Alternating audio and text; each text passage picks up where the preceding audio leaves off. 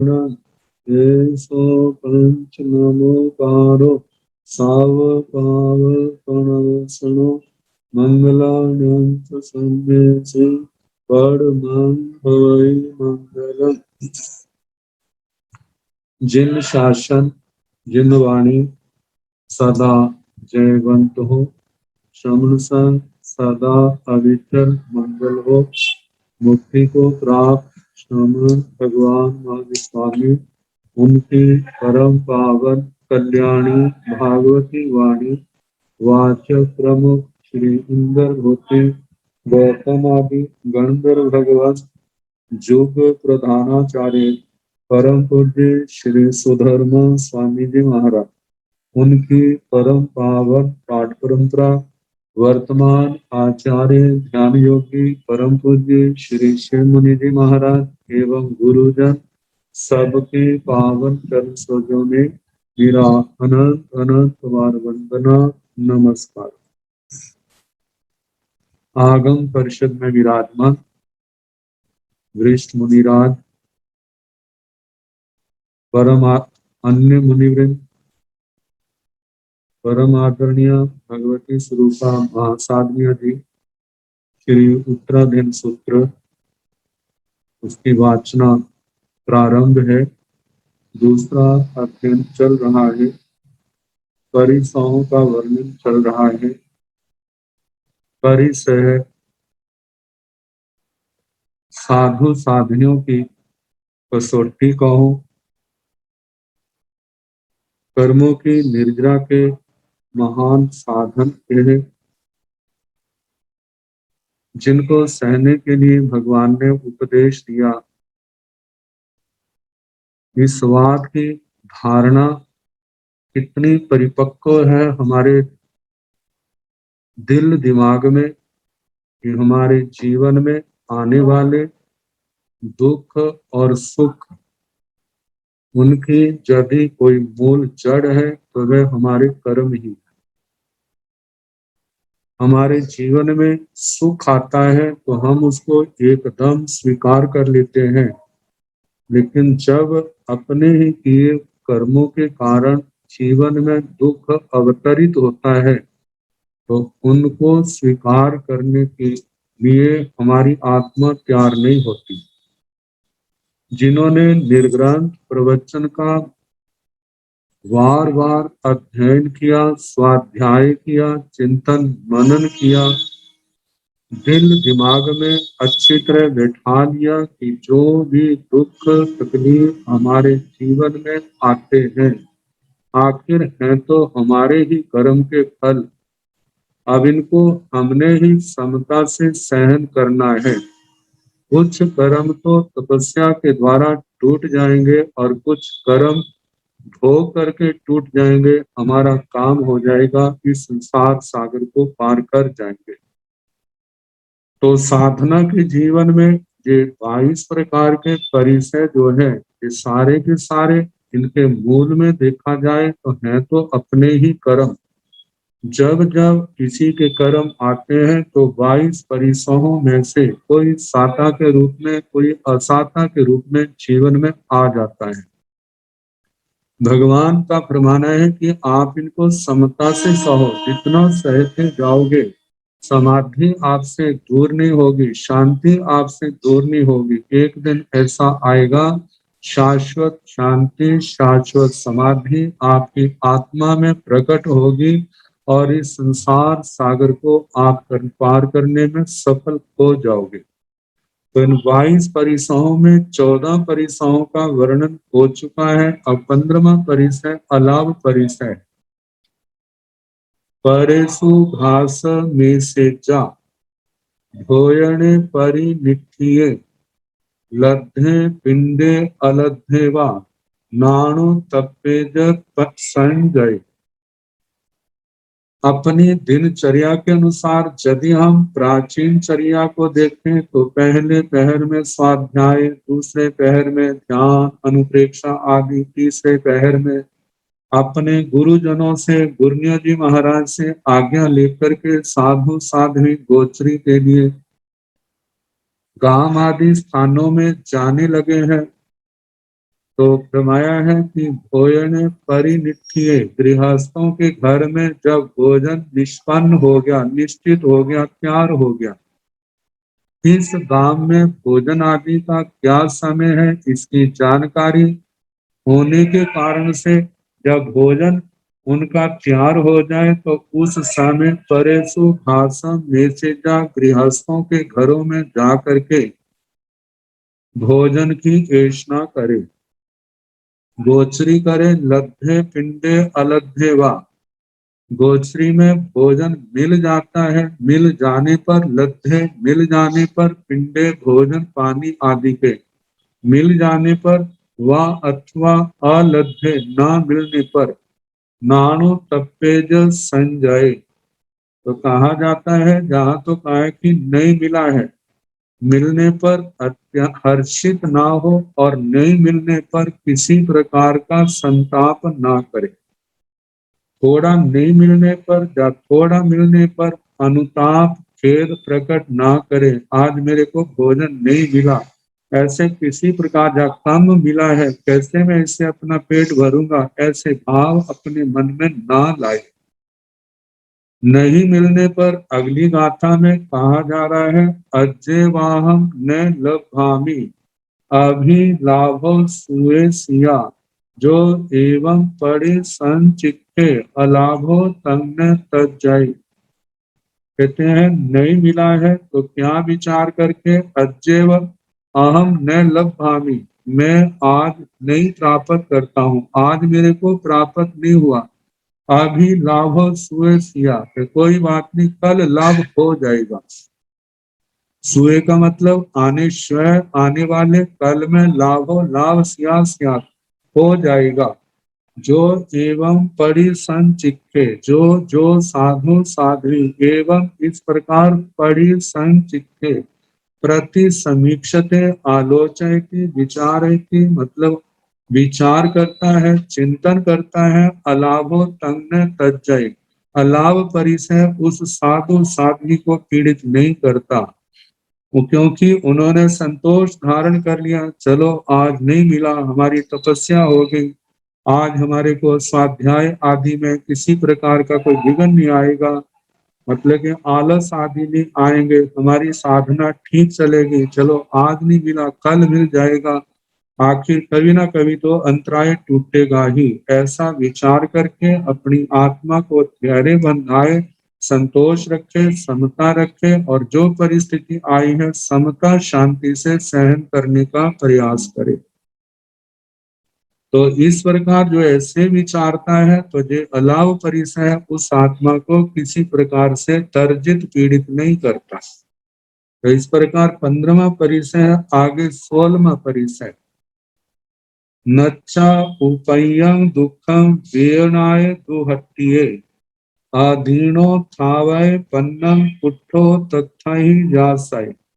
नच्चा उपयं दुखम, कहते हैं उपयं दुखम, अपने शरीर में उत्पन्न हुए दुख को नच्छा ज्ञात्वा जान करके, वेदनाएं दुहट्टिए उस वेदना से, रोग आदि की वेदना से दुखार्जित पीड़ित, अधीनो थावय पन्नम, अपने मन में अधीनो किसी प्रकार की दीनता का भाव ना लाए, अरे मैं बीमार हो गया अब क्या होगा कैसे होगा, ऐसा चिंतन ना करे। थावय पन्ना, अपनी प्रज्ञा को समभाव में स्थापित करे। उठो तथा ही जासाय, उस रोग आदि से सपृष्ट हुआ वे साधु साध्वी तथा उस अवस्था में अहि जासाय, समभाव से सहन करने का प्रयास करे।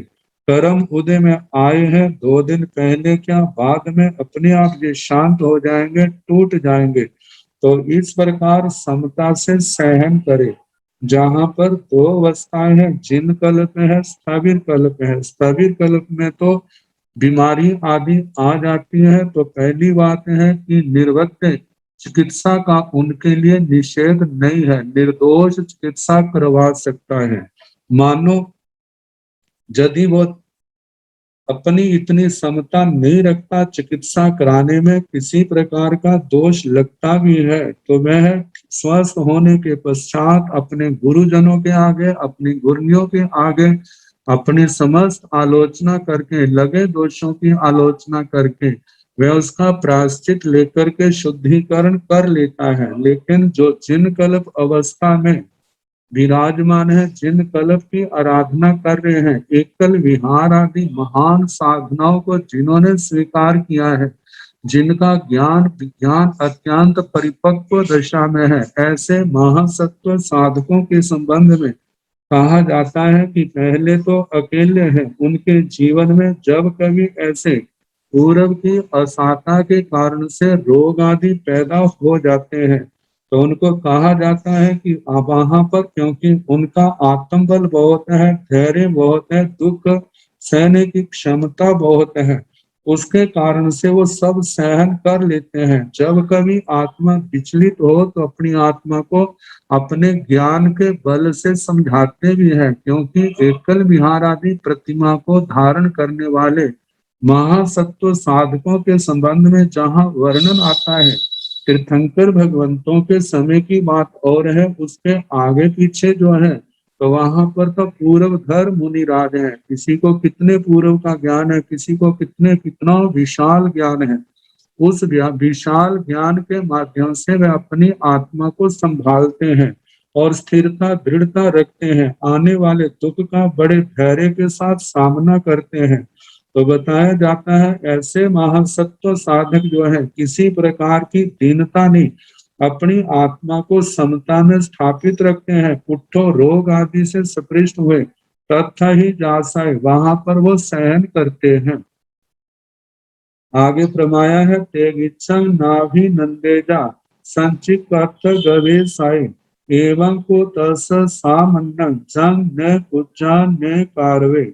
आत्म गवेशाय आत्मा की गवेषणा करने वाला साधु साध्वी कहते हैं तेगिच्छं नाभि नंदेजा उत्सर्ग मार्ग में चिकित्सा का अभिनंदन ना करे, जहां तक हो सके वहां तक उसको सहने का प्रयास करे।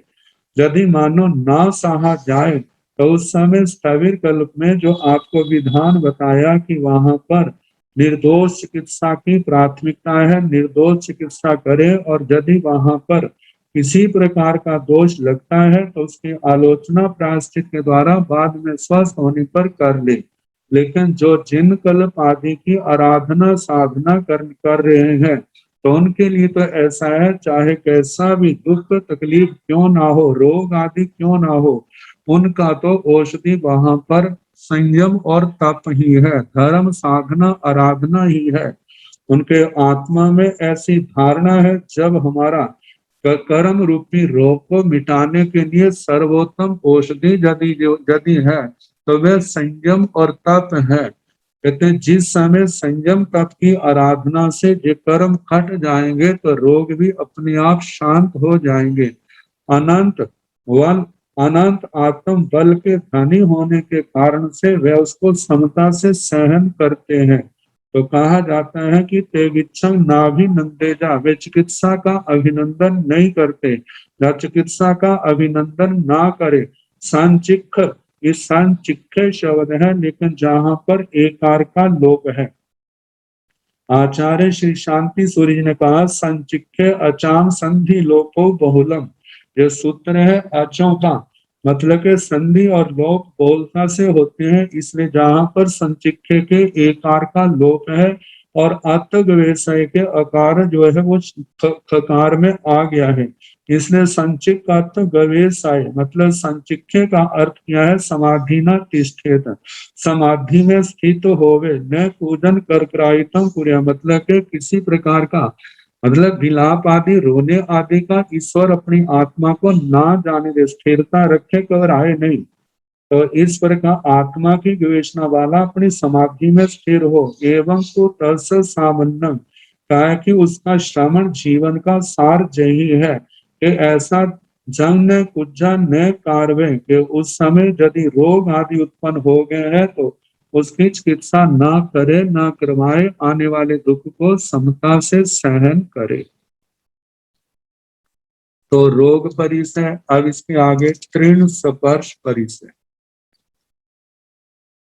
अचेलगस लूहस संजयस तवसीणो तरणेशु सय मानस हुज्जा गाय गिरा। जहां पर भी इस परिचय का जो वर्णन है, अधिकतर अचेलक मतलब कि जिन कल्प आदि उत्कृष्ट आराधना साधना करने वाले महासत्व साधक हैं, उनके संबंध में ही है। तो कहा जाता है जैसे अचेलक बस्तर धर्मोपकरणों को छोड़ करके बस्तर है निजा अत्यंत अल्प है।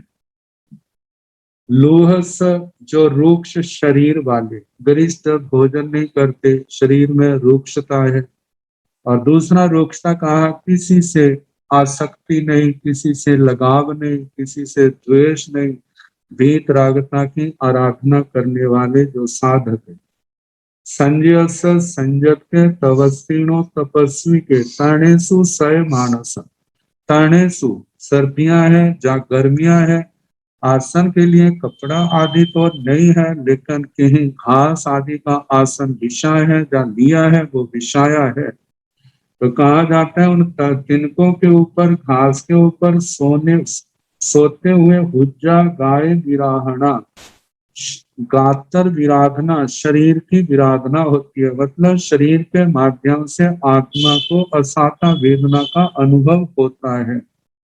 तो कहा जाता है जो तो स्थविर कल्पी हैं उनके पास तो बस्तर आदि है, मर्यादित है, लेकिन बस्तर उसके ऊपर बिछाने के कारण से उनको तो तिनके आदि शरीर को काटते हैं या चुभते हैं, उनको तो जो समस्या नहीं आती। लेकिन जिनके पास केवल एक वस्त्र है या दो वस्त्र है, उनके लिए जो समस्या आती है, तो वो यदि ऐसी परिस्थिति आती है तो कहा जाता है उसको समता से सहन करना। आगे कहा है कि आयवस निवारण औला हवई बेणा एवं नच्चा न सेवंती तंतुजं तण तज्जिया। वह संयम की उत्कृष्ट का साधना करने वाले महासत्व साधक जब गर्मियां पड़ती है, तेज धूप पड़ती है, पसीना आता है, शरीर के ऊपर मैल जमी होने के कारण से चिपचिप होती है, और उस घास आदि के ऊपर सोने के कारण से शरीर में कट लग जाते हैं, चलन होती है। कहा है अवला हवई वेदना, अतुल वेदना होती है जिसकी कोई तुलना नहीं। एवं नच्चाने सेवंती, ऐसी वेदना होने पर भी ऐसा जान करके तृण से सपर तीर्ण ताण तज्जिया, तृणों के द्वारा तर्जित ऋणों के कारण से उनको ऐसी वेदना हो रही है। तो ऐसी वेदना होने पर भी तंतुजन, जो तंतुओं से पैदा हुआ है, कौन, बस्तर आदि, उसका न सेवंती, सेवन नहीं करते हैं। उनके मन में ऐसा नहीं आता कि देखो इतनी वेदना हो रही है, चलो हम बस्तर मांग लेते हैं, हम बस्तर बिछा लेते हैं। फिर ये इसका जो जो तिनको आदि का परिचय है जो नहीं आएगा। तो कहा एवं नच्चा, ऐसा जान करके, मतलब देश इतनी तकलीफें हैं, असाता है जो हमारे कर्मों के काटने में हमारी सहायक है, ऐसा समझ करके उसको समता से सहन करते हैं, लेकिन बस्तर आदि का सेवन नहीं करते। इस प्रकार तृण स्पर्श परिचय को समता से सहन करते हैं। आगे जल परिसह मल परिसह। क्लीन गाय में हापी पंकेण व रयेण व झिंसु व परियावेण सायं नो परिदेवय। क्लीन गाय, जिसका शरीर गिल्ला है, इसके कारण पानी से नहीं, पसीने से गिल्ला है। मेहावी, मेधावान, बुद्धिमान। कहते हैं पंकेण व रयण व, धूल आदि उड़ने के कारण से, रज से, धूली से, पंख शरीर के ऊपर मैल जमी है, उसके कारण से अस्नान परिसे सहते हैं।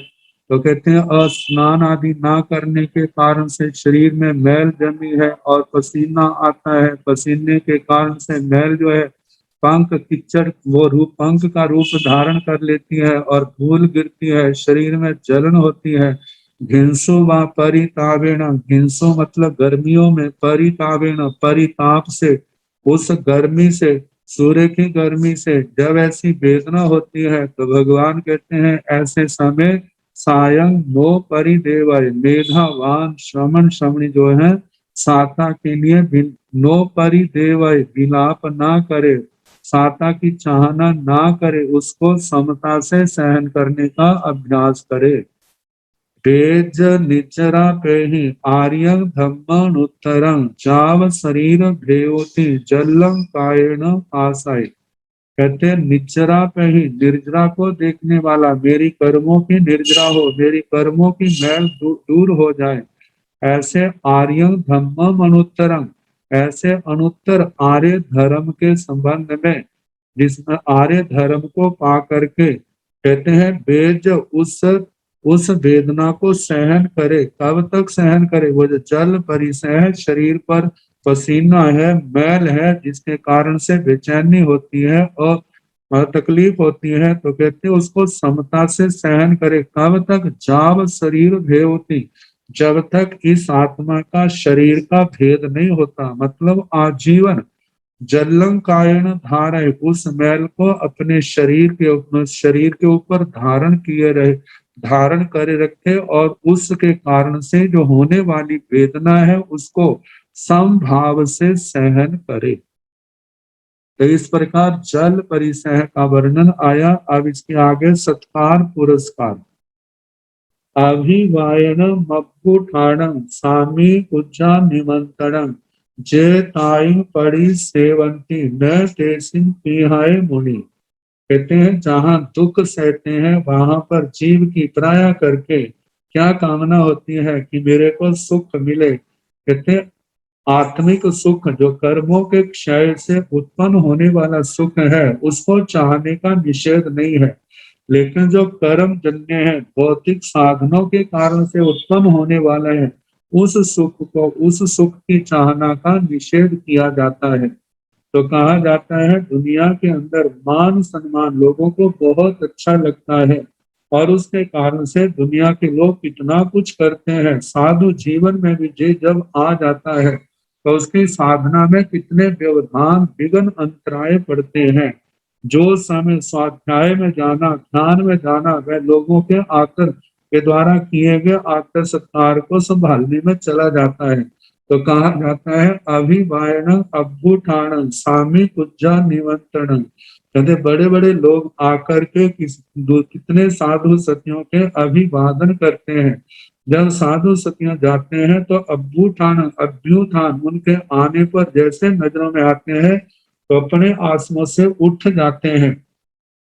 स्वामी पूजा निमंत्रण, और स्वामी राजा आदि लोग, बड़े बड़े लोग क्या उनको निमंत्रण देते हैं, हमारे आओ, हमारे पधारो। तो कहा जाता है कि ऐसे निमंत्रण देते हैं चे ताई पड़ी सेवंती, जो इस अभिवादन को, अभ्युत्थान को, निमंत्रण आदि इनका सेवन करते हैं। न तेसिंग पीहै मुनि, जो आत्मार्थी मुनि है, जो मुमुक्षु है, ऐसा जो है मुनि जो है, इनको उन साधु सतियों की भी संगति ना करे, और जो इनकी चाहना भी ना करे। मतलब लोग मेरा अभिवादन करें, मेरे सम्मान में खड़े हो, मेरे को निमंत्रण दे, मेरे को भी ऐसा मान सम्मान मिले, आत्मार्थी मुनि जो है नो तेसिंग है, इनकी चाहना ना करे। आणु कसाई अपिच्छे अन्न ऐसी आलोलुए, रसेसु नाणु विच्छेदा नाणु तप्पेज पन्नवम। कहते पन्नवम का मतलब प्रज्ञावान साधु साध्वी जो है अणु कसाई, जिनके कषाय अणु है, अल्प है, साधना के द्वारा बड़े हल्के पड़ गए हैं, ऐसे साधु साध्वियां अपिच्छे, जिनकी इच्छाएं बड़ी अल्प हैं। अन्ना ऐसी अज्ञातेशी, अज्ञातेशी के दो अर्थ बताते हैं। कहते हैं एक अज्ञात रह करके गोचरी करना, लोगों को जीना बताए, मैं बहुत स्वाध्याय करने वाला, मैं बहुत शुद्ध हूँ, मैं आगमों को धारण करने वाला हूँ, मैं पूर्व धर हूँ, ऐसा मतलब कि मैं पूर्व न संन्यास साधु जीवन से पहले मैं राजा था, मैं सेठ था, मैं ऐसा था, ऐसा वर्णन ना करे। मतलब लोगों के अंदर अज्ञात रह करके गोचरी करे गृहस्थों से, शुद्ध जो है निर्दोष आहार पानी की गवेषणा करे। और दूसरा इसका है अज्ञात ऐसी, अपरिचित कुलों से आहार आदि की वेषणा करने वाला। तो ऐसे दो अर्थ हुए। तो आगे कहा है अलोलुए, जिसके अंदर किसी प्रकार की लोलुपता नहीं, की जबान का चटोरापन नहीं है। कहते हैं रसेसु नाणु विज्जेजा, मुनि जो है साधु साध्वी रसों में गृद्ध ना हो। नाणु तप्पेज पन्नवम, मानो मन के अनुकूल ना मिलने पर प्रज्ञावान जो है किसी प्रकार का मन में खेद ना करे, मतलब के मान सम्मान आदि भौतिक सुखों की चाहना ना करे। जो इंद्रियों के विषय है शब्द रूप गंध रस पर शादी के चक्कर में ना पड़े, अपनी समता में रह करके अपने धर्म ध्यान स्वाध्याय संयम तप क्रियावृत्ति आदि जो निर्जरा में संवर संयम में सहायक है उन क्रियाओं में अपने आप को लगाए रखें और अपने जीवन के अनमोल घड़ियों को सफल बनाए। 20वां परिसर प्रज्ञा परिसर। से नूणं मये पुब्बं कम्मा नाण फला कड़ा, जेनाहम नाभि जानाई पुट्ठो कीणाई कर्ण हुई। कितनी बार कितनों के जे मन में आ सकता है। देखो कितना समय हमें साधु जीवन लिए हो गया, ऐसा हमारा पाप कर्मों का उदय है। कितने हम देखते हैं छोटी छोटी दीक्षा वाले साधु साधवियां हैं, ऐसे वो अपने गुरु गुरुनियों के चरणों में शासनों का स्वाध्याय करते हैं। कोई लोग कोई शावक शाविकाएं जो दूसरे उनके पास आके प्रश्न करते हैं, कैसे फटाफट उनके प्रश्नों के उत्तर देते हैं। कहते मेरे को इतना समय हो गया, समय होने पर भी मैंने मेहनत नहीं की, ऐसी बात भी नहीं, लेकिन फिर भी आज तक मैं बुद्धि बल इतना कम है, कैसे मैंने कर्म किए हैं कि आज मेरे उससे कोई प्रश्न पूछता है तो मैं संतुष्टि जनक उसके प्रश्न का उत्तर नहीं दे सकता। मन में गलानी होती है, हीन भावना आती है, तो भगवान ऐसी दशा में समझाते हैं। कहते हैं क्या विचार करके, क्या विचारे से नूण मय कम्मा नाणो फला कड़ा। कहते हैं से नूण नूण निश्चित ही से, मतलब मैं मेरे द्वारा पूर्व जन्मों में कम्मा नाण फला कड़ा, वे कर्म किए जिनका फल क्या है, अज्ञान है। मतलब ज्ञानियों की आशाधना की जो छह कारण ज्ञानावरणी कर्म के बंध के कहा कहे हैं, उनमें से कोई ना कोई एक दो तीन या छह के छह मैंने उनका आचरण किया, जिसके कारण से मेरे जो ज्ञानावरणी कर्म बंधा है। और जिस ज्ञानावरणी कर्म के कारण से आज मेरे को कुछ भी बोध इतना बोध नहीं है, मैं किसी की प्रश्न का उत्तर नहीं दे सकता, किसी की कोई ऐसा उत्तर नहीं जिससे दूसरे की आत्मा संतुष्ट हो जाए, ऐसा उत्तर नहीं दे सकता।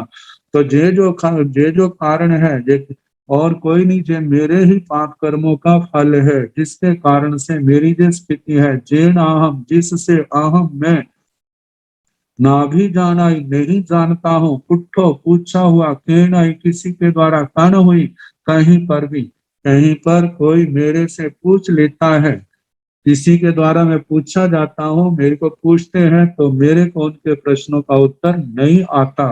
तो ये सोचे जहां पर किसी का दोष नहीं है, जो मेरे कर्मों का फल है, जो मैंने पूर्व जन्म में ज्ञान की विराधना आदि जो काम किए हैं उनके कारण से ज्ञानावरणी कर्म बंधा, और उस ज्ञानावरणी कर्म के कारण से मैं मतलब कि उनके प्रश्नों का उत्तर नहीं दे सकता। ऐसे अपने आप को संभाले किए हैं तो मैं उन कर्मों का भोग कर रहा हूँ, संयम पालन कर रहा हूँ, तपस्या कर रहा हूँ, उसके द्वारा मेरे कर्म कट रहे हैं। और वर्तमान पूर्व काल में तो जो कर्म किए किए, लेकिन वर्तमान में तो मैं उन कर्मों से बच रहा हूँ। ज्ञानियों की आराधना करूं, पंच परमेष्ठी भगवंतों की आराधना करूं, ज्ञानी आदर मान सत्कार करूं, जो ज्ञान दर्शन चारित्र तप की आराधना करने वाला साधु साध्वी वर्ग है उनके प्रति में सम्मान की भावना रखूं। जे सम्मान की भावना जो है और ज्ञान ध्यान का जितना संभव है ज्यादा से ज्यादा अभ्यास करूं, जे मेरे केवल ज्ञानावनी कर्म को ही नहीं शेष कर्मों को भी तोड़ने वाले होंगे। एक दिन तो मेरी आत्मा को सफलता मिलेगी। और आगे फरमाया है अह पच्छा उज्जंती पम्मा नाण फला कड़ा, एवं असासे अपाण नच्चा कर्म विभाग्य। कई बार ऐसा भी तो होता है कि ज्ञानावरणी कर्म के क्षोभम के कारण से ज्ञान ज्ञान बहुत है और उस ज्ञान के कारण से कभी अभिमान भी आ सकता है। तो उस अभिमान के समय वह क्या विचार करे, अरे आज तो ज्ञानावरणी कर्म का क्षोभक्षम है, इसलिए जो चाहता हूँ वो मेरी समझ आ जाता हूँ। वर्तमान की दृष्टि से मेरे पास ज्ञान बहुत है ऐसा, लेकिन सोचे पता नहीं अभी मैं शतमस्त हूँ, कैसे कैसे कर्म मेरी आत्मा के अंदर है, कब कौन से कर्म उदय आ जाए, इस आत्मा की क्या स्थिति हो कुछ नहीं कहा जा सकता। इसलिए इस ज्ञान का मद नहीं करना, इस ज्ञान का अभिमान नहीं करना, जितना जितना ज्ञान हमारे को मिले हमें विनम्र होते जाना है। तो कहा कि इस प्रकार मतलब ज्ञानावरणी कर्म का उदय है, उसके कारण से प्रश्नों के उत्तर नहीं आते, ज्ञान की प्राप्ति नहीं होती। जहाँ मतलब ज्ञान ज्यादा है तो उस समय जब ज्ञान की प्राप्ति नहीं है तो हीन भावना आती है, ज्ञान की प्राप्ति है तो मद की भावना आती है। तो ऐसे समय में अपने आप में ये सोचे कि इस समय कौन से कर्म आ जाए कुछ नहीं कहा जा सकता, इसलिए मेरे को निम्न करके रहना, विनम्र बन के रहना। एवं अरसासी अपमान, इस प्रकार अपनी आत्मा को आश्वस्त करे, अपनी आत्मा को समझाए दोनों अवस्थाओं में। वह ज्ञान कम है तो हीनता नहीं आने देनी, ज्यादा है तो अभिमान आदि नहीं आने देना। क्यों? नच्चा कर्म विभाग, इसको जान करके, कर्म विभाग को जान करके, कर्मों के फल को जान करके। तो इस प्रकार इस प्रज्ञा परिसह को समता से सहन करे और ऐसा विचार करे हमारे पास कितनी प्रज्ञा है। इतिहास में देखते हैं कितने महासत्व ज्ञानी ध्यानी पूर्वधर द्वादशांगी वाणी के धार कैसे कैसे दिव्य साधक हुए हैं, उनके आगे हमारा ज्ञान क्या है। और दूसरी बात है जिनके पास ज्ञान नहीं है वो भी तो क्या है कि अपनी साधना के द्वारा, समता के द्वारा, विनम्रता के द्वारा कैसे वो कर्मों को काट करके इस संसार सागर को पार कर जाते हैं। तो इस प्रकार प्रज्ञा परिसह को सहन करें। आगे इसकी आगे अज्ञान परिसह, निरठ गम्मी वीराव बेहुणाओ सुसंपुड़ो जो सखम नाभी जानामी धम्मं कल्याण पावगम। कहते हैं ये कर्म है किस जन्म में किए, कब कब कैसा कैसा प्रभाव डाले कुछ नहीं कहा जा सकता। कब इस आत्मा के दिमाग के चक्कर को बुला दें, यदि सीधी और चलाए तब तो ठीक है, जब उल्टी और चलता है तो दिमाग में कैसे कैसे भाव आ सकते हैं। संयम पालन करते हुए कितना समय हो गया, परिसर भी आते हैं, उन सबको समता से सहन करते हैं, लेकिन कभी ज्ञानावरणी कर्म का ऐसा उदय आ जाता है जिसके कारण से मन में क्या भाव आ गए। केवल ज्ञानावरणी का नहीं, इसके साथ साथ में मौनी कर्म का भी उदय आता है जिसके कारण से उसके मन जो भ्रमित होता है। तो कहता है जिस समय मन भ्रमित होता है तो कैसे भाव आ जाते हैं। कहता है निरर्थक हम में वीराओ मेहू नाओ सुसंबड़ो। कहते मैं विरत हुआ, मैंने सारे पापों का त्याग किया, भोगमय जीवन का त्याग किया। कहते निरर्थक ही है, इसका मेरे को आज तक कुछ मिला तो है नहीं, कुछ नहीं मिलने के कारण से जो मैंने संयम जीवन लिया सारे का सारा क्या निरर्थक गया, कुछ नहीं मिला मेरे को। मेहू नाओ सुसंबड़ो, जो मैंने कुशील से अपने आप को निवृत्त किया, मैंने ब्रह्मचर्य मैथुन का त्याग करके अपने आप को ब्रह्मचर्य महाव्रत को स्वीकार किया। जो कहते हैं इतना कुछ करने पर भी जो सक्षम ना भी जाना मी, लेकिन इतना कुछ करने पर आज मेरे को ऐसा एहसास नहीं होता क्या कि सक्षम साक्षात न अभी जाना मी, नहीं जानता धम्मं कल्याण पावगम, जे धर्म कल्याणकारी है या पापकारी है। कहते हैं जे मेरे को बोध आज भी नहीं समझ नहीं आती।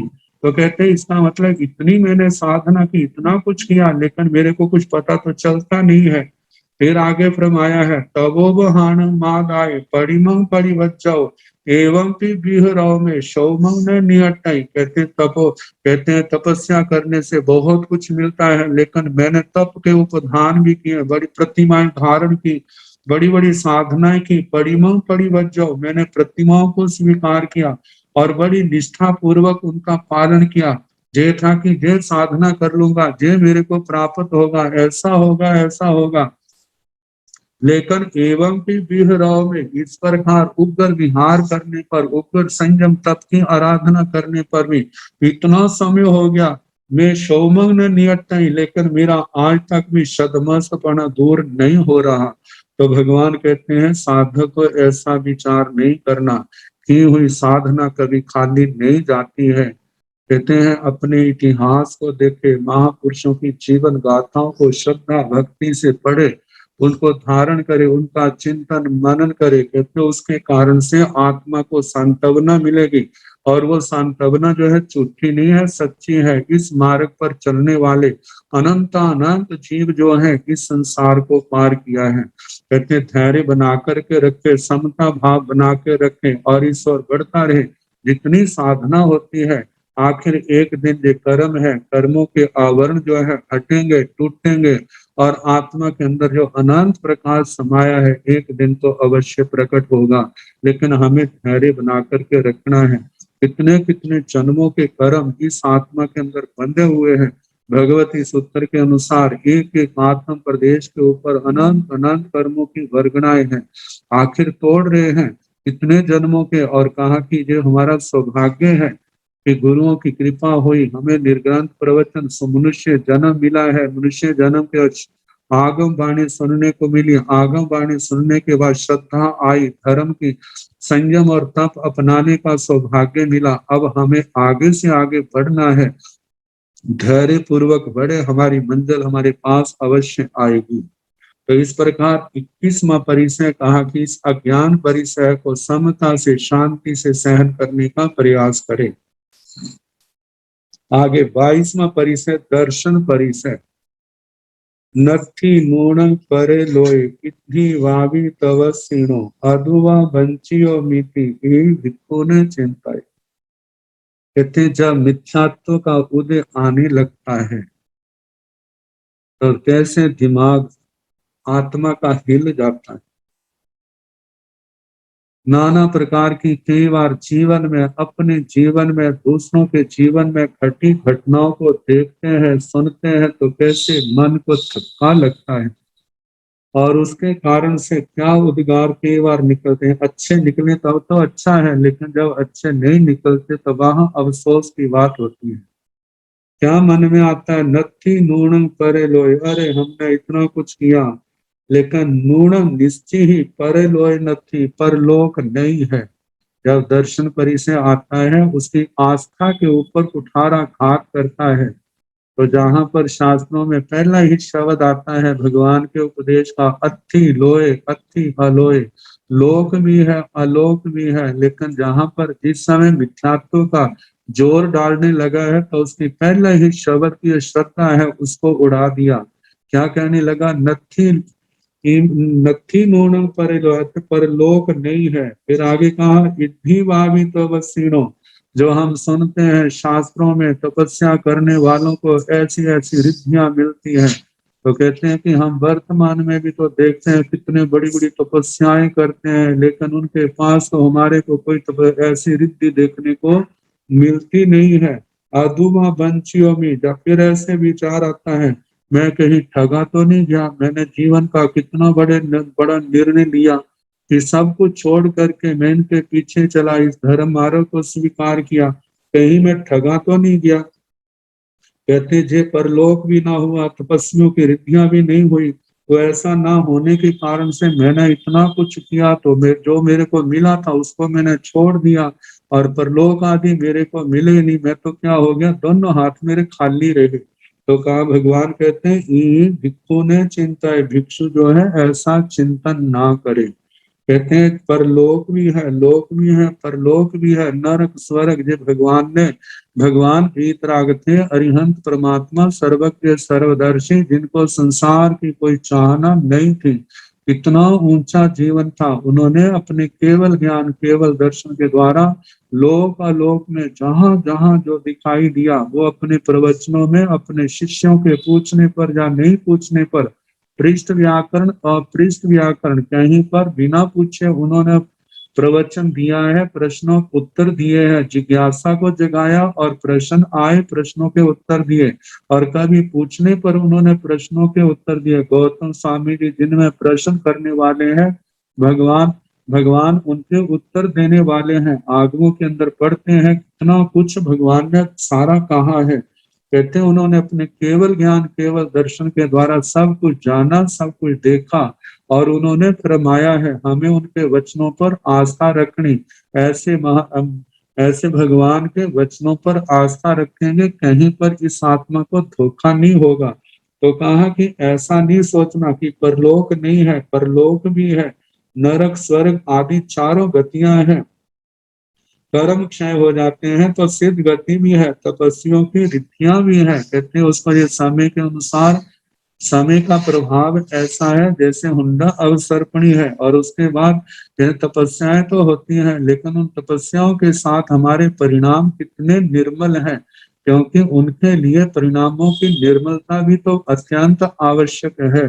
तो कहा जाता है तपस्याओं के साथ वैसी निर्मलता न होने के कारण से और वैसी पुण्य वाणी की कमी होने के कारण से वैसी रिद्धियां हम हमारे को साक्षात दिखाई नहीं देती।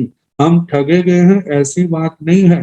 तो कहा जो नकारात्मक सोच है इसके संबंध में भिक्षु ऐसा चिंतन ना करे, भगवान की वाणी के ऊपर पूर्ण आस्था, दृढ़ विश्वास रखें, आगमों के उन शब्दों को ध्यान रखें कि भगवान जिस समय साधु साध्वी के मन में शंका आती है, समाधान नहीं होता, लेकिन आखिर में ये सोच करके छोड़ देता है ये भगवान ने कहे हैं इसलिए सच है।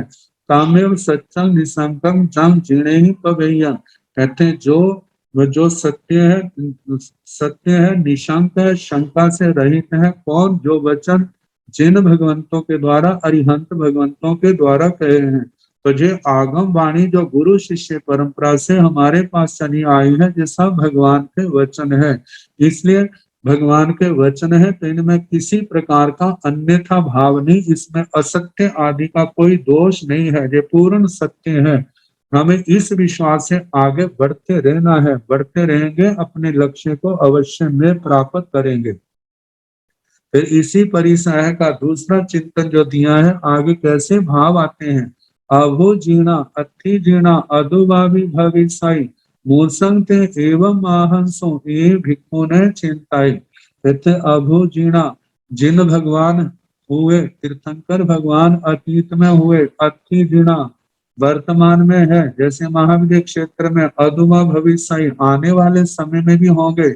इस भरत क्षेत्र में कितनी अनंत चौबीसियां हो गई, 5 भरत हैं, 5 इरावत हैं, अनंत चौबीसियां हो गई। महाविद्य क्षेत्र में कम से कम 20 तीर्थंकर एक समय में होते हैं, ज्यादा से ज्यादा हो तो 160 तीर्थंकर होते हैं। सारे मिलाकर के एक समय में कम से कम 20 और ज्यादा से ज्यादा हो तो 170 तीर्थंकर भगवान हो सकते हैं। तो कहा जाता है, शास्त्रों में जो कहा जाता है कि तीर्थंकर भगवान हुए हैं और होंगे, मूसंग एवं आहंसो, ऐसा ना कहे। ये जो कहा जाता है ये तो सब गलत है, मूसंग वृषा है। ये जो वचन है एवं आहंस, जो ऐसा बोलते हैं वो झूठ है। ये भिक्षु ने चिंता है, भिक्षु ऐसा चिंतन ना करे। कहते हैं ऐसे विचार आते हैं तो उस समय अपने आप को समझाए मेरा कैसा पाप कर्म का उदय है, कि देखो जिनके वचनों का आधार लेकर के, जिनके वचनों को सुन करके मेरे को जो जानकारी मिली, जब मेरे को गुरुओं का सानिध्य नहीं मिला था, मैं आत्मा को क्या जानता था, परमात्मा को क्या जानता था, पुण्य पाप के संबंध में मेरी जानकारी क्या थी, जीरो थी। आश्रम संबर क्या होते हैं, निर्जरा बंध मोक्ष क्या होते हैं, ये सब कुछ गुरुओं के चरणों में आकर के ही तो सब कुछ सीखा है। और दूसरी बात आत्मा है, आत्मा भी है, परमात्मा भी है, ये सब तत्व हैं। ताकि संसार के अंदर 2 तत्व मूल में है, जड़ और चेतन। एक ऐसे तत्व है जिसके अंदर चेतना है, संवेदना है, ये तो साक्षात इस बात का अनुभव होता है। और कितने ऐसे तत्व हैं जो चेतना से हीन है, ये भी हमारी दृष्टि में आ जाते हैं। और इसके साथ संसार में कोई सुखी है, कोई दुखी है, तो इसका आधार क्या है? इसका आधार उनके द्वारा किए गए अच्छे और बुरे कर्म ही तो है। कहा कि किसमें पुण्य और पाप के अंदर सारे समझाए हैं, और पुण्य और पाप जो है जब उद्गल रूप कैसे हैं इनके संबंध में शास्त्रों में सारा वर्णन आता है। फिर आगे जो कैसे आते हैं, कैसे रोका जाता है, निर्जरा कैसे होती है, बंद कैसे होता है, आत्मा का मोक्ष कैसे होता है। कहते हैं जब से सब तीर्थंकर भगवंतों ने अपने जिस समय देह दशा में थे उन्होंने सब जो निर्ग्रंथ प्रवचन सुनाया, इस प्रवचन का आधार लेकर के अनंत जीव कैसे संसार को पार कर गए हैं और वर्तमान में है और आने वाले समय में वे संसार को पार करेंगे।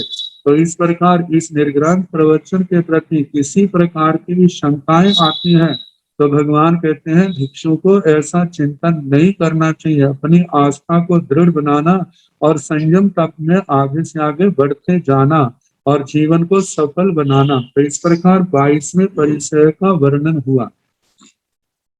आगे उपसंहार गाथा है, ये परिसाहा सभ्य आसवेण पवैया जे भिक्षु ने भी हन्ने जा पुट्ठो केणाई कण हुई तिवेनु। ये परिसाहा सभ्य, ये जे है सभ्य सारे, परिसाहा परिसय, जे सारे के सारे 22 के 22 परिसय है। कहते कासवेण पवैया, आचार्य श्री सुधर्मा स्वामी जी महाराज फरमाते हैं जो अपनी ओर से नहीं कहा, जो काश्यप गोत्री श्रवण भगवान महावीर स्वामी के द्वारा प्रवेदित है, उनके द्वारा प्रतिपादित है। जे भिक्खु ने भी हन्ने जा पुट्ठो केणाई कर्ण हुई कहीं पर भी, केण मतलब कि किसी भी परिसय से सपृष्ट हुआ भिक्षु जो है इनसे पराजित ना हो, मतलब परिसाओं से स्पृष्ट होने पर इनसे पराजित ना हो, इनको पराजित करे। इनको पराजित करना ही साधु साध्वी के जीवन की सफलता है। वे में आचार्य भगवान कहते हैं कि इस अध्ययन का जैसा अर्थ मैंने सुना था वह मैंने आपको सुनाया। इसके साथ ही दूसरा अध्ययन समाप्त।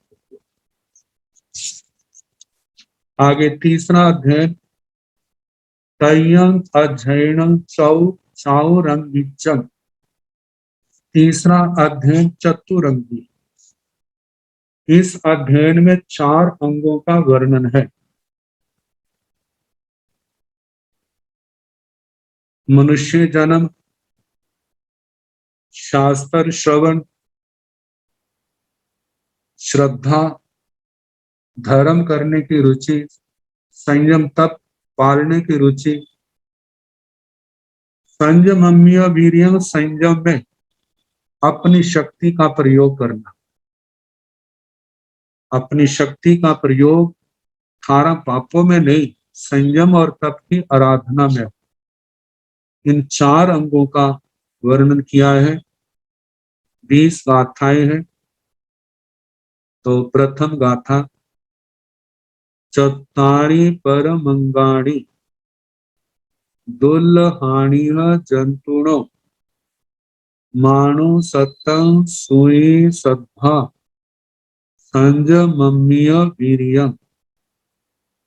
भगवान फरमा रहे हैं चत्तारि परम अंगाणि, 4 परम अंग हैं। परम का मतलब सर्वोत्कृष्ट अंग हैं। दुल्लहाणि, ये चारों अंग जो परम है, सर्वोत्तम सर्वश्रेष्ठ हैं, जो दुर्लभ हैं। दुर्लभ का मतलब बड़ी मुश्किल से प्राप्त होने वाले। यह इस संसार में जहां पर दुल्लहाणि जमा इह दीर्घ संधि हुई है, दुल्लहाणिह, यह इस संसार में ये 4 परम अंग है, दुर्लभ है। किसके लिए? जंतुणों, जीव के लिए, हर आत्मा के लिए 4 अंग परम दुर्लभ है। अब ये 4 अंग कौन से हैं? मानु सत्तम, मनुष्यत्व। इसका संबंध अगली गाथाओं को देख करके करते हैं तो मनुष्य जन्म परम दुर्लभ है। दूसरी बात सोई, सोई का मतलब श्रुति। श्रुति, श्रुति से जहां पर निर्ग्रंथ प्रवचन का श्रवण, निर्ग्रंथ प्रवचन जितने भी तीर्थंकर भगवान है सभी के सभी निर्ग्रंथ थे। जब हम भगवती सूत्र को देखते हैं 25वां शतक, वहां पर निर्ग्रंथ का थोपड़ा आता है तो वहां पर 5 प्रकार के निर्ग्रंथों का वर्णन कुलाक, वकुश, कुशील, निर्ग्रंथ, सनातक और तीर्थंकर भगवान जिस समय उनको केवल ज्ञान हो जाता है तो सनातक निर्ग्रंथ होते हैं, और जिस समय दीक्षा लेते हैं और उस समय जो है उनका कुशील के अंदर आता है। लेकिन कुशील जो है जहां पर प्रतिसेवना कुशील, कषाय कुशील, प्रतिसेवना कुलाक में नहीं है, बकुश में नहीं है, प्रतिसेवना कुशील में नहीं है, कषाय कुशील। तो जहां पर कषायों का, जिनके कषायों का उदय है उनके कारण से कुशीलपना कहा है, वैसे वो कुशील नहीं है। और दूसरी बात है, जिस समय आत्मा 10वें गुण स्थान को पार कर जाता है तो 11वें 12वें गुण स्थान में है, तो उस समय आत्मा जो है निर्ग्रंथ है। तीर्थंकर भगवान चरम शरीरी होते हैं, तो चरम शरीरी जो है वो 11वें गुण स्थान में नहीं जाते। कर्म ग्रंथों के अनुसार एक जन्म में 2 श्रेणियां हो सकती हैं। 2 श्रेणियां मतलब जिस जन्म में उपशम श्रेणी की है उस जन्म में क्षपक श्रेणी भी कर सकते हैं। जो कर्म ग्रंथों के अनुसार, आगम पक्ष के अनुसार, सिद्धांत मत के अनुसार चरम श्रेणी जो है अपने चरम भव में उपशम श्रेणी नहीं करता। जिस जन्म में उपशम श्रेणी होती है उस जन्म में दूसरी बार उपशम श्रेणी तो हो सकती है लेकिन क्षपक श्रेणी नहीं होती। तो तीर्थंकर भगवान जो है चरम शरीरी हैं। जहाँ और भी चरम शरीरी हैं वो एक शपक श्रेणी उनकी होती है, और 10वें गुण स्थान से सीधा वो 12वें गुण स्थान में जाते हैं, क्योंकि मोनी कर्म उनका क्षय हो गया।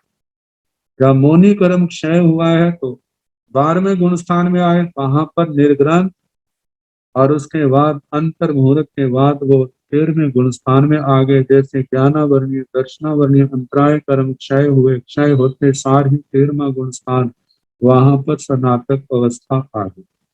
तो स्नातक अवस्था में किया गया उनका जो प्रवचन है उस समय निर्ग्रंथ है, निर्ग्रंथ भगवान का प्रवचन। और दूसरी बात है, भगवान महावीर स्वामी के लिए केवल अपने ग्रंथों में नहीं, दूसरे ग्रंथों में भी निर्ग्रंथ ज्ञात उत्तर का वर्णन आता है।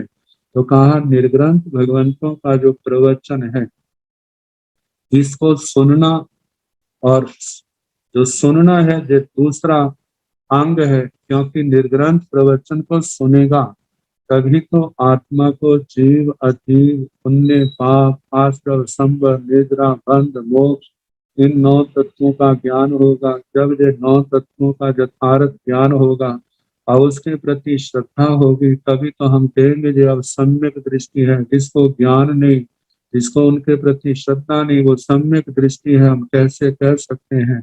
श्रद्धालु आत्मा को मार्गानुसारी तो कहा जा सकता है जिनको ये ज्ञान नहीं है, लेकिन सम्यक दृष्टि होने के लिए इन तत्वों का ज्ञान होना परम आवश्यक है।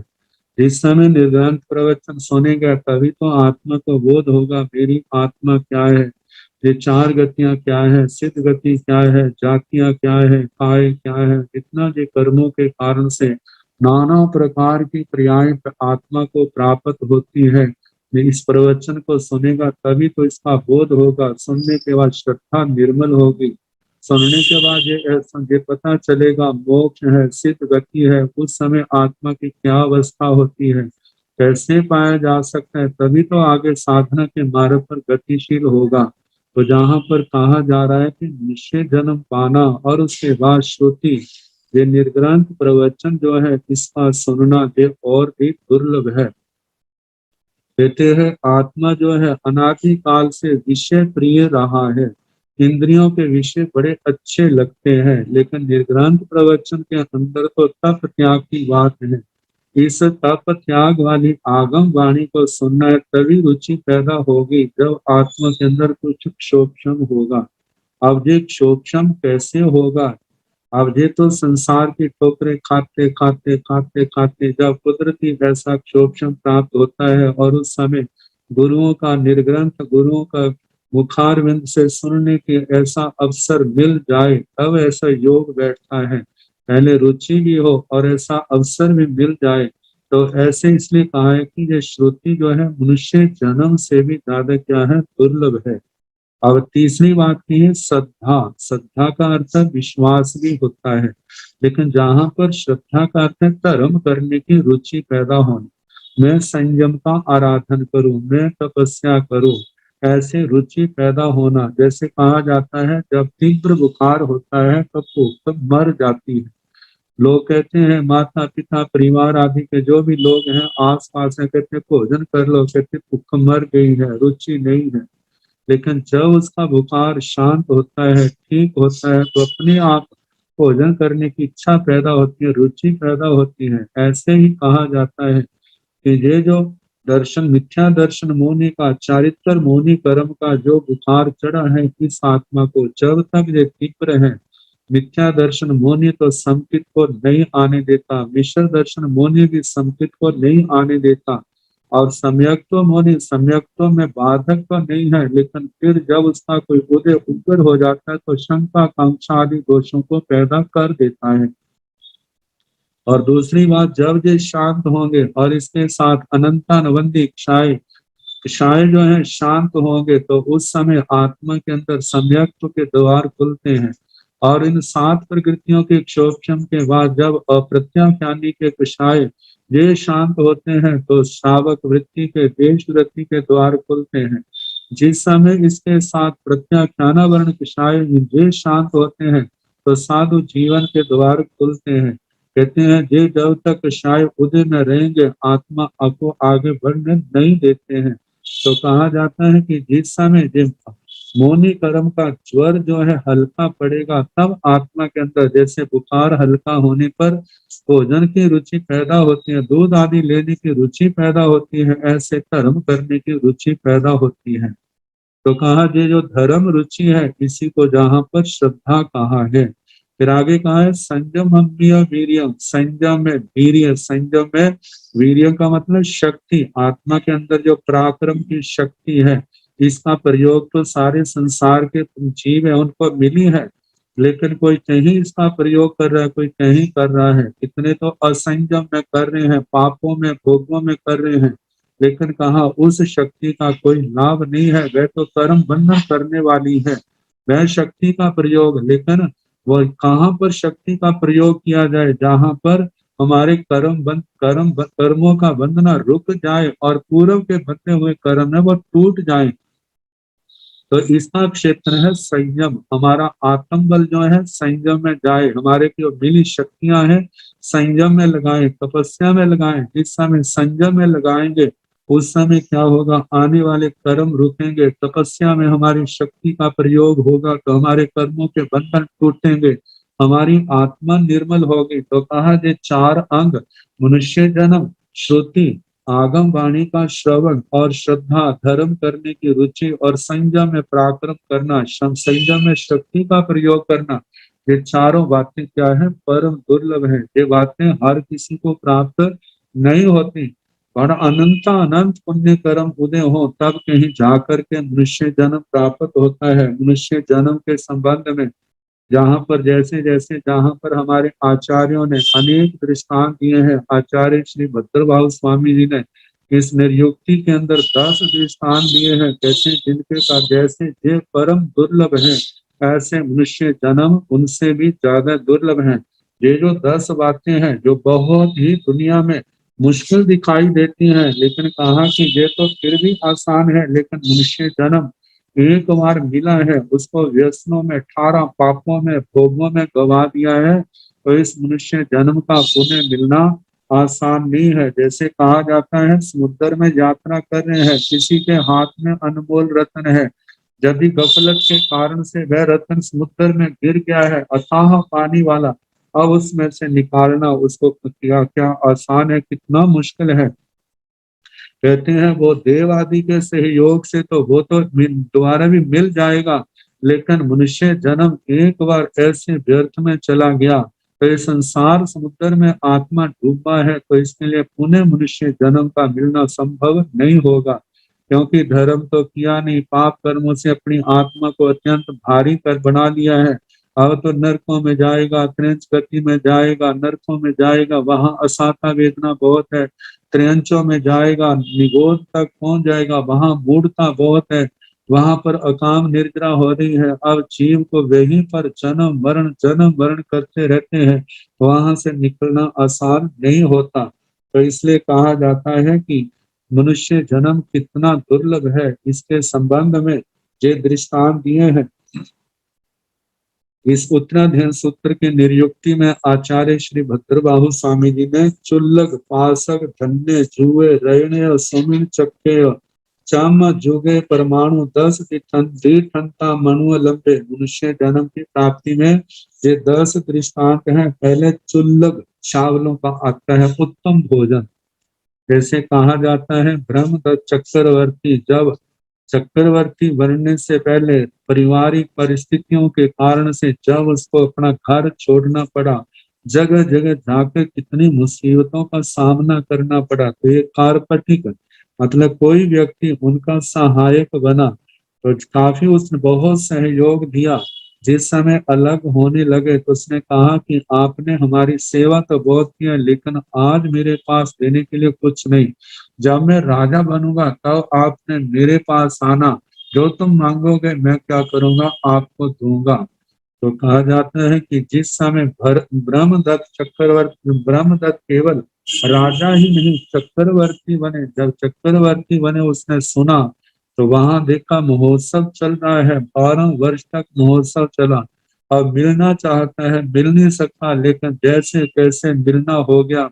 ब्रह्मदत्त ने पहचान लिया, कहा कि तो उसने कहा कि मैंने तेरे को वचन दिया तो जो मांगेगा वो मैं दूंगा। अब वो सोचने लगा क्या करूं क्या मांगूं। अब मन में आया अपनी पत्नी से पूछूं। जिस समय अपनी कहने लगा 1 दिन का समय दो, मैं अपनी पत्नी से विचार करके आता हूँ। जब वो पत्नी के पास आया है, पत्नी सोचती है अरे ये राजा बन जाएगा फिर हमें कौन पूछेगा, क्योंकि नीति में कहा जाता है इस समय व्यक्ति का भौतिक वैभव का उदय होता है तो 3 की दुर्दशा होती है। पुराने दोस्त जो है वो छूट जाते हैं, पत्नी छूट जाती है, फिर उसके साथ ही उसका घर भी क्या हो जाता है टूट जाता है, उसके स्थान पर दूसरे नए आ जाते हैं। फिर मेरे को कौन पूछेगा। उसने कहा कि महाराज हम भी चाहते हैं। आप पति को कहने लगे आप राजा बने, लेकिन राजा के स्थान को संभालोगे कैसे। आप ऐसा करो कि ब्रह्मदत्त चक्रवर्ती को निवेदन करो कि हमारे हर घर में बारी लग जाए भोजन की, और उसके बाद में हमें दक्षिणा मिल जाया करे, बस इसी में खुश हैं। और उसने वैसा ही मांग लिया। ब्रह्मदत्त कहने लगा इसकी किस्मत में ये जय ही है, यदि ये राज्य मांगता तो कितना सुखी होता, कितना कुछ उसने दे दिया। पहले दिन तो ब्रह्मदत्त चक्रवर्ती के वहां भोजन का नंबर आया, बड़ा प्रसन्न। लेकिन जो पहले दिन रस था वो दूसरे दिन नहीं, तीसरे दिन और कम करते करते अब वो सोचता है पहले दिन जो रसोई में भोजन किया था उसका तो आनंद और ही था, अब तो मिल नहीं रहा। अब मेरे को कैसे मिलेगा। कहते हैं अब दूसरा नंबर कब आएगा। पहले तो वो कामकिल्यपुर नगर है, कितने वहां पर घर हैं। चक्रवर्ती की राजधानी, 32,000 देश हैं, एक एक देश में कहाँ कहाँ कितना कुछ है।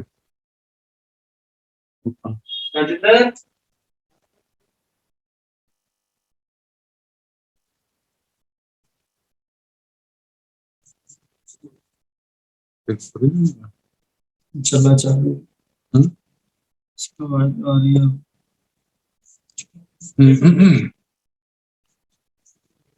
तो वह व्यक्ति उन्हें चाहता है कि मेरे को दोबारा उस चक्रवर्ती की रसोई में भोजन मिले, लेकिन एक एक करके कब वो भरत क्षेत्र के हर परिवार के घरों में जाएगा, कब आएगा। कहते हैं ब्रह्मदत्त चक्रवर्ती को निवेदन करे कि मेरा उसी रसोई में नंबर लगा दो। वो तो लगा सकता है, लेकिन एक बार मनुष्य जन्म चला गया तो पुनः इसका प्राप्त होना आसान नहीं है। ऐसे ही पासक दूसरा दृष्टांत है जिसके संबंध में कहा जाता है किसी व्यक्ति ने ऐसी साधना की, दिव्य पासे मिले। अब धन कमाने के लिए क्या किया, एक और सोने की मोहरों का थाल भर लिया और उसने घोषणा की जो मेरे को जीतेगा उसको ये थाल दिया जाएगा, और यदि वह मैं जीत गया तो उसे एक सोने की मोहर लूंगा। अब उस थाल की मोहरों के लालच में आकर के कितने लोग आते हैं, कहते हैं कि हम जीतेंगे, लेकिन वो पासे उसके ऐसे थे कि उसके कारण से कोई भी उसको जीत नहीं सकता था। कहते जैसे उसको जीतना संभव नहीं है, ऐसे एक बार मनुष्य जन्म चला गया तो पुनः इस मनुष्य जन्म का पाना आसान नहीं है। तीसरी बात यही है, धान्य। जैसे जम्बो द्वीप के जितने धान्य अपना को एक स्थान पर इकट्ठा किया जाए और सरसों के आगे आए और 400 एकड़ से सरसों के दानों निकालो, कितना समय लगेगा। कहते हैं देववार के सहयोग के कारण सरसों को बो सकते हैं, दोनों कारण से इस आत्मा की अधोगति हुई है, उसके कारण से इतने मनुष्य पाना इस आत्मा के लिए है। हालांकि छुए दूध इसके संबंध में कहा जाता है कि राजा आपका वाला है और वो आपको राजा बनना चाहता है। पहले तो राजा विश्वास आपके विश्वास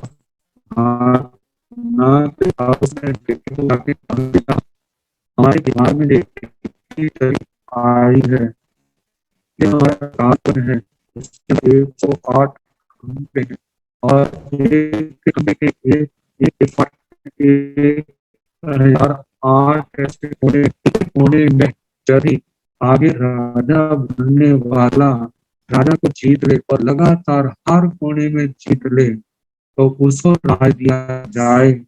यदि वो जो इंतजार ना कर सके, यदि इंतजार ना करके पहले लग जाए तो हमारे जो कुल देवता है उसको क्षमा नहीं करते। तो आप मेरे को जीतो और उसके बाद में ये राज्य आपको दूंगा। अब मेरा सोचने लगा है यदि राज्य में पैसे मिल जाए तो फिर मेरे को आदत करने की क्या आवश्यकता है। एक बार आपको पुनः शिक्षण करना होगा। जीतना आसान नहीं है,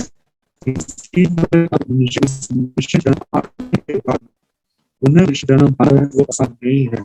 आगे कहा है कि रत्नों का दृष्टि रत्नों से समझने का किसी पास अनुभव है, लेकिन उसने अपनी अमीरी को आने के जैसा कोई लक्षण प्रकट नहीं किया था। जब किसी से वो बाहर चला गया उसके बेटों ने विदेशों से आए सिपाही को सबके साथ भेजी और उसके स्थान पर बंगला बना दिया और जो भी उसने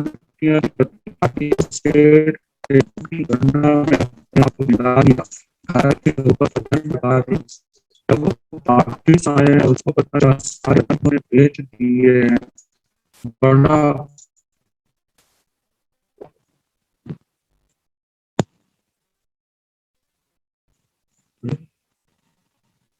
हाँ, बच्चों के प्रति बहुत क्रोध किया, क्रोध कहा कि सबको निकाल दिया। कहते हैं जितने आपने रत्न बेचे हैं सबको वापिस नहीं रही दूंगा। और सारे बच्चे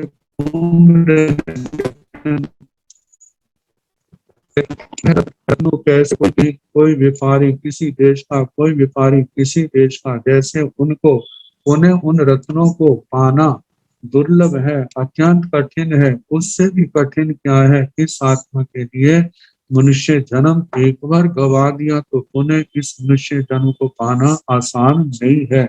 फिर आगे कहा है सोमी ने स्वपन स्वपन किसी राजकुमार ने पारिवारिक परिस्थितियों के कारण से घर से निकल गया और एक स्थान पर सोया था। उसके साथ एक सन्यासी सोया था तो उन्होंने देखा कि एक पूर्णमासी का चांद दोनों ने देखा अब जब सुबह उठे हैं तो सन्यासी ने सामान्य व्यक्ति को कहा कि मैंने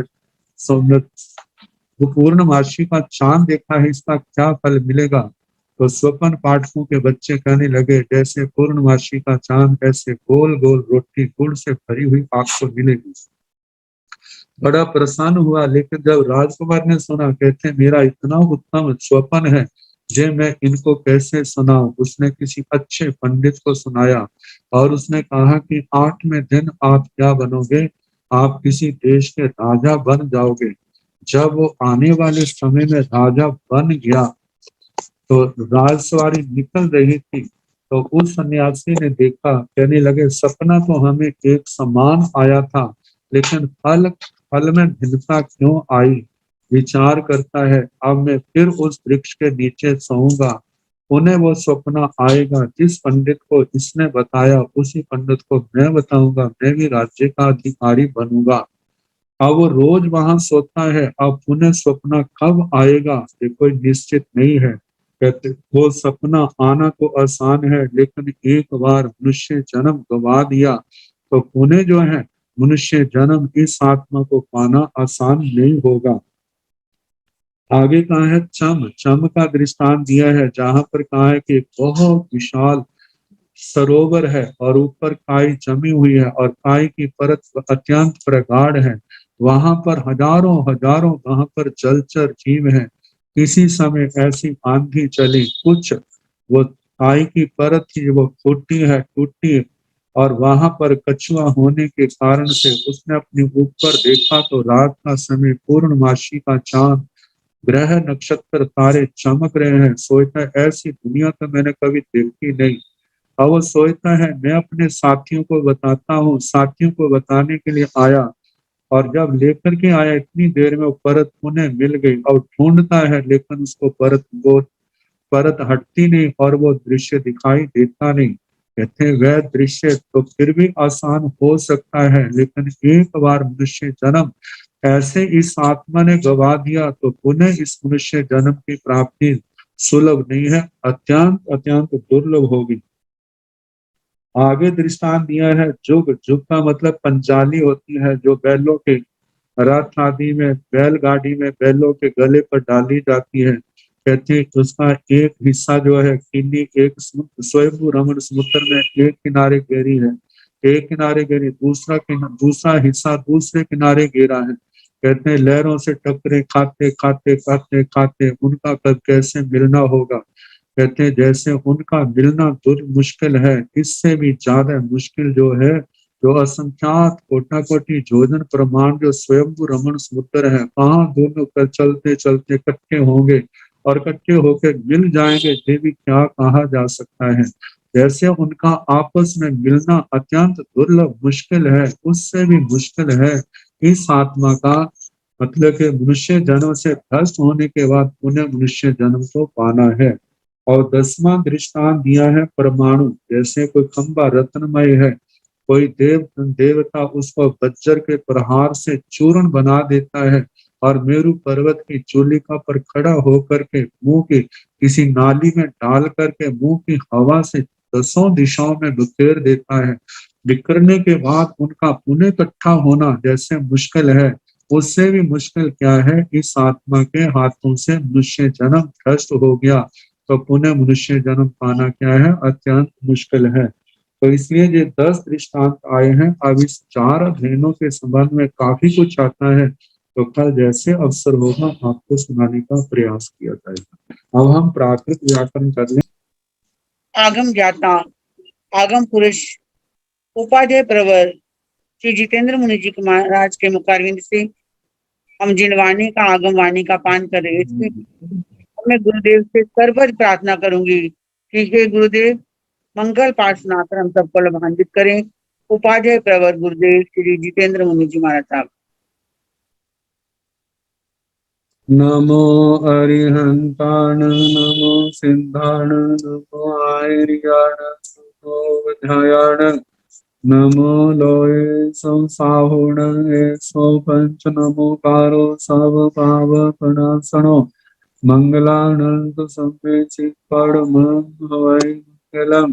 श्री चतारि मंगलानि हंतामला सिंहामला साहो मंगलम केवली पनाथो धम्मो मंगलम चतारि लोकमा अरिहंता लोकमा सिद्धा लोकमा साहो लोकमा केवली पनाथो धम्मो लोकमो चतारि शरणं प्रवक्ष्यामि अरिहन्ते शरणं प्रवक्ष्यामि सिद्धे शरणं प्रवक्ष्यामि साहु शरणं प्रवक्ष्यामि केवली पदार्थं धम्मं शरणं प्रवक्ष्यामि चार शरणे सुख करने दुख हरने मंगल करने और शरणानि कोई जो भव प्राणी आश्रय है